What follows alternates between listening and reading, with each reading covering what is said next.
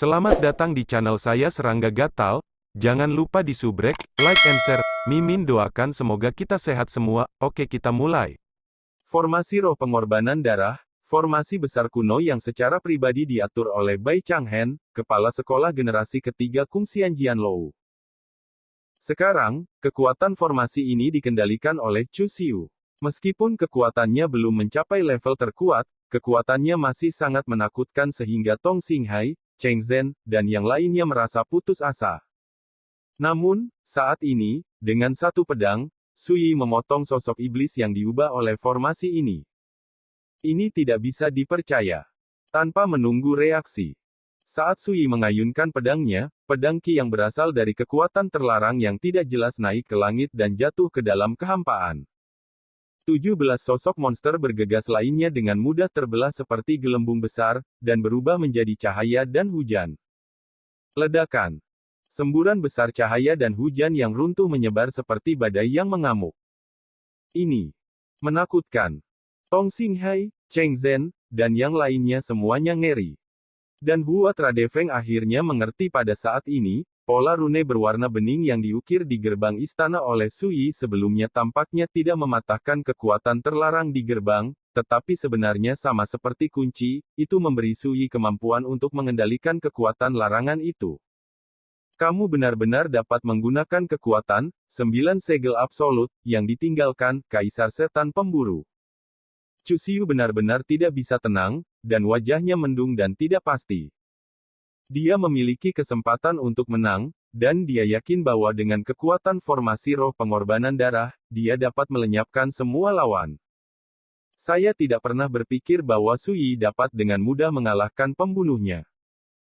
Sejak saya menginjakkan kaki di 33 anak tangga batu, saya menyadari bahwa ada sesuatu yang salah dengan patung-patung batu itu, dan kekuatan formasi terlarang yang tersembunyi di dalamnya seharusnya dikendalikan. Sui berkata dengan enteng, awalnya, saya berencana menggunakan beberapa cara untuk menghancurkan formasi terlarang ini satu persatu, tetapi ketika saya menemukan kekuatan terlarang di gerbang istana ini, saya tiba-tiba berubah. Mengambil keputusan. Berbicara tentang ini, dia memandang Chu Xiu di kejauhan, lalu, ada pemandangan yang baru saja kamu saksikan. Gunakan kekuatan formasi terlarang untuk menghancurkan formasi terlarang. Cheng Zhen, Sang Loyu, dan lainnya di kejauhan semuanya gemetar di hati mereka. Baru pada saat itulah mereka menyadari bahwa Sui telah melihat banyak misteri sejak tiba di sini, dan sepenuhnya siap. Watak dan metode ini tidak diragukan lagi terlalu menakutkan. Kekuatan, formasi 9 segel absolut surga, yang ditinggalkan Kaisar hanya dapat diaktifkan melalui, formasi roh pengorbanan darah, tetapi mengapa Anda dapat mengendalikannya dengan mudah? Kamu tidak mengerti. Sui berkata dengan santai. 9 arai surgawi absolut, di istana ini memang bisa disebut sebagai arai pembunuhan tingkat Kaisar yang tidak dapat diprediksi. Setelah bertahun-tahun berubah tanpa akhir, sebagian besar kekuatan formasi ini telah berlalu, dan hanya sedikit sumber kekuatan yang tersisa untuk mempertahankan formasi ini.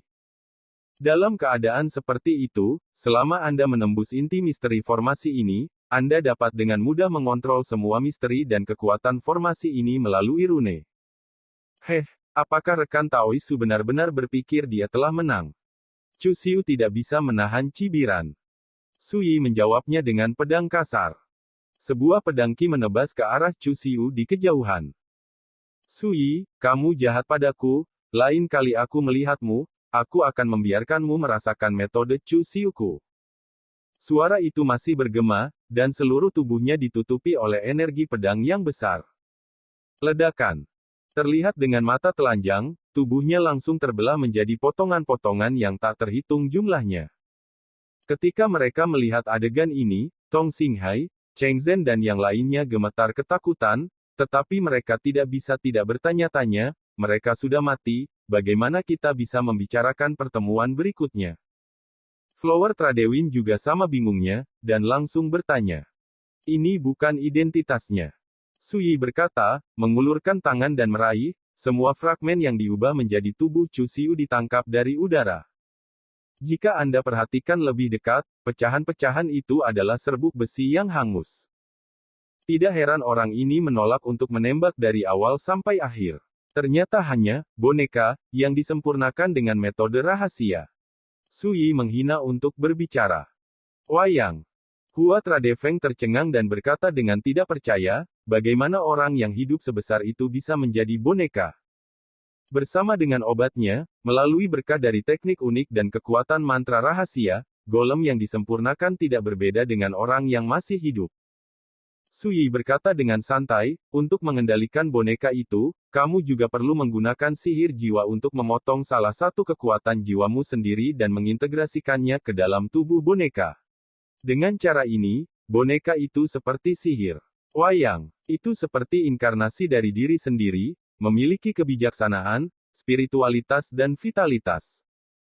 Setelah jeda, dia melanjutkan, selama Anda tidak melakukannya, apalagi orang biasa, bahkan mereka yang berkultivasi seperti saya, sulit untuk membedakan nafas boneka ajaib.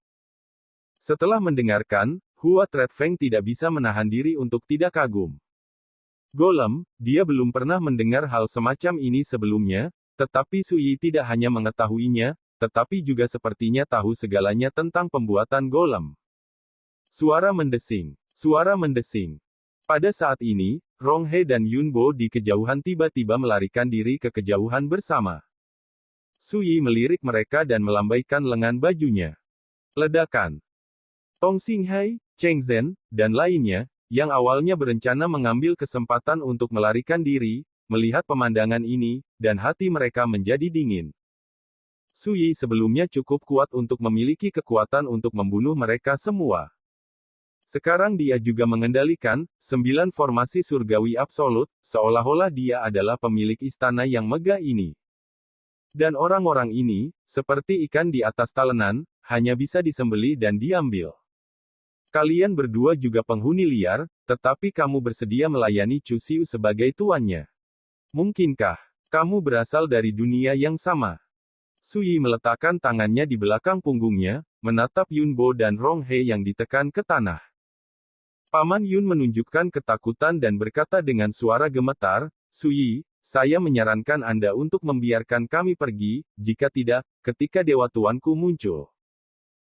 Dua penghuni liar yang begitu kuat mati begitu tiba-tiba.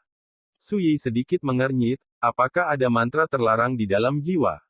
Chu Xiu ini adalah trik yang bagus. Awalnya, dia juga berencana untuk mengekstrak jiwa kedua orang ini dan mempelajari asal-usul mereka. Tapi untuk saat ini, saya hanya bisa melakukannya. Kemudian, mata Su Yi beralih ke Tong Xinghai, Tian Snake, Cheng Zhen, Sang Luoyu dan lainnya di kejauhan. Pada saat itu, Tong Xinghai dan yang lainnya menjadi pucat, seolah-olah mereka sedang ditatap oleh Dewa Kematian, dan mereka merasa kedinginan di sekujur tubuh mereka. Rekan Taoisu, saya tidak memiliki keluhan atau permusuhan dengan Anda. Konflik yang terjadi sebelumnya hanya diperintahkan untuk bertindak. Jika sesama Tao memberi saya cara untuk hidup, Tong akan bersumpah sampai mati dan melayani sesama Tao sebagai tuannya. Tong Xinghai menarik napas dalam-dalam dan membungkuk. Saya juga bersedia melayani Taoisu sebagai tuan, melewati api dan air, dan melakukan apapun. Ular tua juga panik dan berbicara dengan cepat. Kedua iblis tua yang ganas dan kuat dari jalan jahat ini, ketika menghadapi Su Yi pada saat ini, seperti dua ayam yang menggigil, ketakutan. Kamu tidak memenuhi syarat untuk menjadi bawahanku. Su Yi berbicara dengan tenang. Lawan dia. Mata Tong Xinghai berkilat tajam, dia berteriak keras, mengayunkan tombak, dan membunuh Su Yi. Pada saat yang sama, iblis ular tua juga bergerak, tetapi dia melarikan diri jauh, jelas berencana untuk mengambil keuntungan dari kesempatan putus asa Tong Xinghai dan Su Yi untuk melarikan diri. Melihat ini, Su Yi tidak bisa menahan diri untuk tidak menggelengkan kepalanya. Berteriak, tertawa. Dia menjentikkan jarinya. Kekuatan jari lain menembus bagian belakang ular tua dan melewati jantungnya, mengeluarkan hujan darah merah. Bunuh musuh. Wang Xinghai, yang berencana untuk keluar semua, atau ular dan iblis tua yang mengambil kesempatan untuk melarikan diri, seperti semut dan musnah di tempat. Adegan berdarah dan menakutkan membuat Cheng Zhen, Sang Luoyu, dan lainnya yang tersisa benar-benar kedinginan, melahirkan perasaan putus asa dan ketidakberdayaan yang tak terkendali. Su Yi sudah sangat kuat. Pada saat ini, dia juga mengendalikan kekuatan penahan, seperti dewa, dia tidak terkalahkan. Bagaimana dia bisa bertarung? Bagaimana dengan kalian, apalagi yang ingin kamu katakan? Su Yi menoleh. Cheng Zhen menarik napas dalam-dalam, mengatupkan kedua tangannya, dan berkata dengan menundukkan kepalanya, "Teman Su, kamu tidak bisa melakukan apa-apa, akan ada masalah jika kamu melakukannya, jika kamu bersedia menyingkirkan daging tukang daging itu."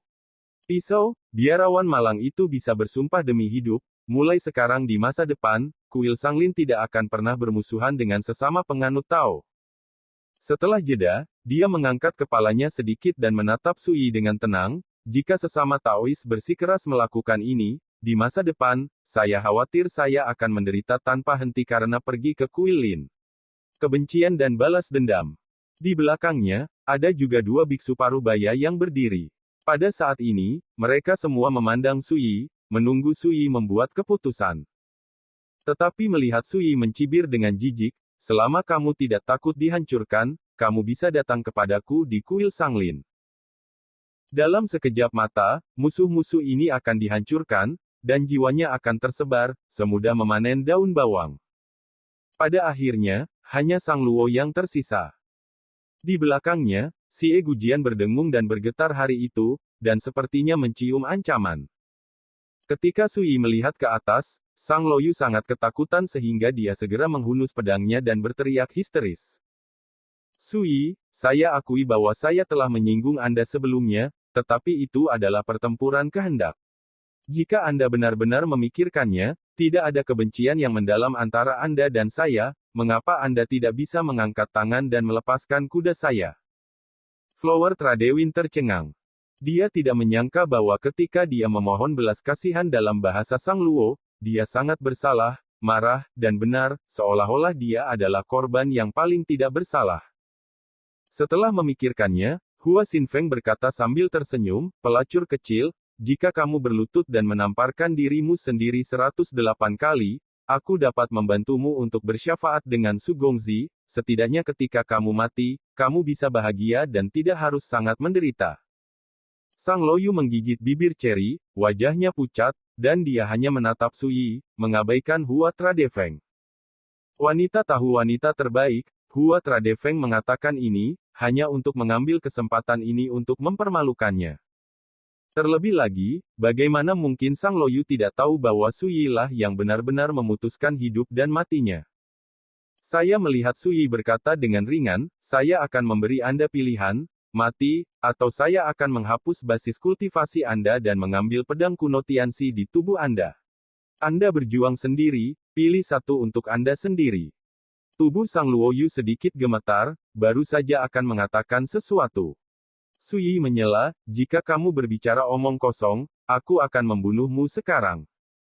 Menghadapi mata Su Yi yang acuh tak acuh dan tenang, hati Sang Luoyu dipenuhi dengan ketakutan yang tak terlukiskan, dan wajahnya menjadi suram dan tidak pasti. Angin perdagangan bunga melipat tangannya di depan dadanya dan menyaksikan pemandangan ini dengan penuh minat.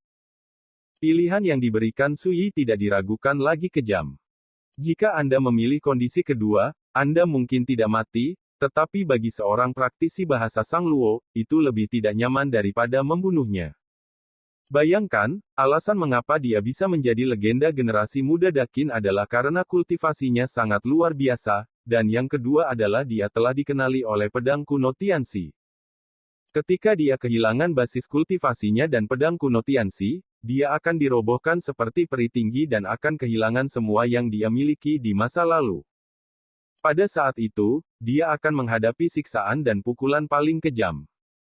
Wen Jia, menjadi menantu yang diejek dan diinjak-injak oleh semua orang. Sebagai seorang wanita, bahasa Sang Luo, jika dalam situasi seperti itu, pukulan kejam macam apa yang akan dia hadapi? Memikirkannya saja, hati Hua Tradefeng bergetar. Bagi para praktisi, baik pria maupun wanita, begitu mereka kehilangan kekuatan, identitas, dan status mereka, dan jatuh dari tempat paling mulia dalam hidup, situasi yang mereka hadapi memang disebut hidup lebih baik daripada mati. Untuk waktu yang lama, Sang Luoyu menarik napas dalam-dalam, mengangkat kepalanya dengan susah payah, menatap Sui, ekspresinya memiliki sedikit kegilaan, dan berkata, "Kau memaksaku." Suara itu dipenuhi dengan kebencian dan bergema di area sekitar aula. Dentang. Sementara suara itu masih bergema, di balik bahasa Sang Luo, pedang raksasa bermulut lebar itu tersapu. Pedang kuno Tianxie. Begitu pedang ini keluar, panjangnya 4 kaki dan lebarnya 7 inci. Benar saja, ini adalah prajurit iblis spiritual dengan tubuh jiwa seksual. Mata Sui berkedip sekilas. Pertama kali dia melihat Sang Luoyu di Tiansui Villa, dia menyadari bahwa pedang raksasa yang dibawa wanita ini tidak sederhana. Dan secara kasar disimpulkan bahwa tubuh jiwa yang terkandung dalam pedang ini adalah parasit di tubuh wanita ini, tetapi dia tidak merebut rumah itu. Oleh karena itu, Sui akan mengatakan bahwa bahasa Sang Luo adalah setengah liar. Ledakan. Pedang raksasa menyapu langit, menebas ke arah Sui, aura pedang hitam mengaburkan langit, dan aura iblis kuat. Kengeriannya tidak terbatas. Hampir pada saat yang sama, Sang Luoyu melintas dan membunuh Hua Tredfeng. Untuk berurusan dengan Sui dan Hua Tredfeng secara terpisah, langkah seperti itu tampaknya sangat bodoh. Tapi Sui sepertinya mengerti, dan sudut bibirnya tidak bisa menahan rasa jijik. Dia melambaikan lengan bajunya. Ledakan. Hanya sebentar. Saya mendengar ledakan keras, dan pedang kuno Tianxie merengek. Dalam getaran kekerasan, itu sangat ditekan dan dipenjara. Mati. Pada saat yang sama, Sang Luoyu telah muncul di depan Hua Tredfeng, dan telapak tangannya yang seperti batu giok putih melambai, membawa tepi hitam yang menyihir, menusuk ke arah Hua Tredfeng. Kepala angin perdagangan bunga langsung terbelah. Sang Luoyu tiba-tiba berbalik dan memandang Sui di kejauhan, tersenyum, bangga dan gila, "Jika kamu ingin aku mati, aku akan memberikan hidupku untuk membunuh wanita di sampingmu, biarkan kamu hidup dalam rasa bersalah selama sisa hidupmu." Kehidupan. Sui mengeluarkan ekspresi tenang. Sang Luoyu tiba-tiba menyadari bahwa reaksi Sui tidak benar. Sementara dia bingung, suara kekanak-kanakan yang menyedihkan terdengar di lautan kesadarannya, "Tuan, apa yang baru saja Anda hancurkan hanyalah pengganti." Bodoh.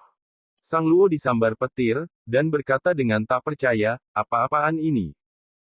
Pada saat ini, sesosok muncul di kejauhan, dan itu adalah angin perdagangan bunga. Dia menyeka keringat dingin di dahinya dengan rasa takut yang tersisa, dan wajahnya jelek. Hanya lolos dari bencana ini. Ledakan. Pada saat yang sama, Sui bergerak, dan dengan satu klik, langit menghentikan cahaya dan hujan, menutupi bayangan indah bahasa Sang Luo. Sang Luoyu berjuang dengan seluruh kekuatannya, hampir menjalankan kultivasinya hingga batasnya, dan menggunakan teknik terlarang yang putus asa, ki dan kekuatannya tampak terbakar, melepaskan kekuatan yang belum pernah terjadi sebelumnya.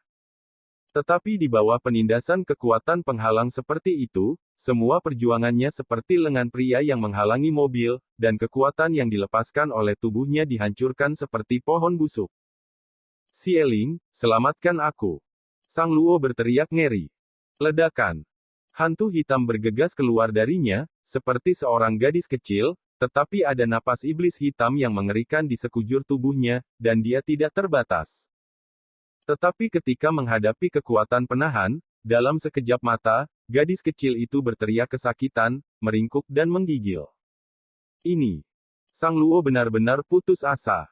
Pada saat ini, langit ditekan oleh cahaya dan hujan, dan dia dan gadis kecil itu dipenjara di tanah. Suara mendesing. Di kejauhan, Sui bergerak, dan gadis kecil itu terbang tak terkendali dan melayang di depannya. Saya melihatnya sekitar 5 atau 6 tahun, dengan gumpalan kecil di kepalanya, kulit putih, ukiran merah muda dan batu giok, dia benar-benar imut. Ternyata itu hanya tubuh jiwa seksual yang baru lahir, tidak heran kekuatannya sangat lemah. Sui menyapu gadis kecil itu, dan melihat melalui garis bawah pihak lain.